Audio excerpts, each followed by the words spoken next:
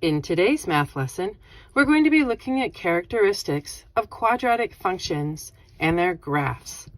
So we see here at the opening of this lesson a really nice description diagram of what a quadratic looks like, remembering that another name for a quadratic is a parabola. So let's see all of the different things that involve having a quadratic. There are x-intercepts that you might be asked for, where the curve crosses the x-axis. There is a singular y-intercept of where the curve crosses the y-axis. There is a vertex. The vertex is the maximum or the minimum point on your curve. So we're going to see different locations this could be. And finally, there is an axis of symmetry, which is this invisible line that is a fold in half line. It goes exactly in the middle of your quadratic, going straight through the vertex. Let's begin exploring these quadratics. In example 1, we are asked to find the y-intercept. We know that the y-intercept is where the curve crosses the y-axis. On this particular diagram, we can see right here, this is where our quadratic crosses our y-axis. And it has a location of -9. If you were asked for the coordinate point, instead of just the value, you would write that as 0, -9.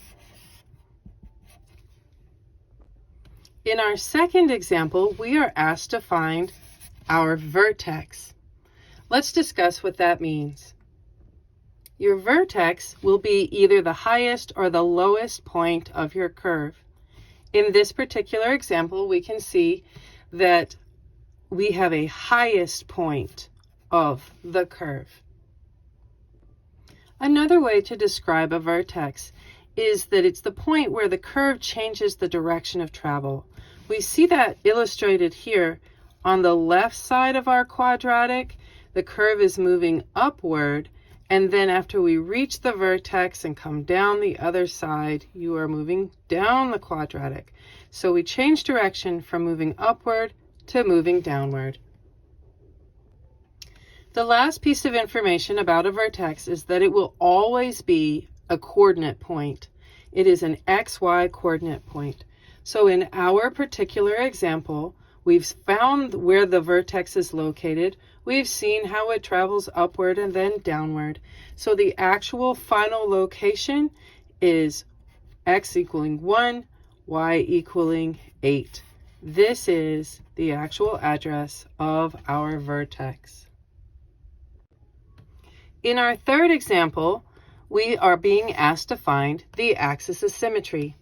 And we remember that the axis of symmetry is this invisible imaginary line where you are able to fold the quadratic literally in half so that the two sides really match each other identically. It's a beautiful piece of symmetry. As we see that the axis of symmetry is where we were able to fold the quadratic in half, we see that the right and left sides of the curve match each other exactly. So this fold in half is not somewhere in the middle, it is exactly in the middle. Due to the axis of symmetry being a vertical line, so it is moving up and down, it is always x equals a number. So all vertical lines are x equals equations, and the number is the same number of where it would cross, this line would cross the x-axis. It's also the same number as the x part of our vertex. Those two should always match. So our axis of symmetry always goes through the vertex, and because with the vertex is always x and then y, this x is exactly the same as that x right there. So we see here that our axis of symmetry crossed the x-axis at x equals 1, which is true. And also our vertex is located at 1, 6. So this one right here is exactly the same one that we use in our answer of an equation for the axis of symmetry. In example 4, we are asked to find the minimum value of a function. So the minimum value of a function has everything to do with the vertex. Sometimes you will be asked for the minimum of a quadratic. A minimum is exactly what you've been thinking. It's where the curve bottoms out. For some problems, you might be asked to find the maximum, and the maximum is going to be where the curve tops out. As we stated in example number 2, the vertex is where your quadratic is going to change direction, which means it has to be either the maximum or the minimum. And that maximum or minimum is specifically just the y part of the vertex. So our vertex in this example 4 is located at 0, 0. The only part that I need to discuss the minimum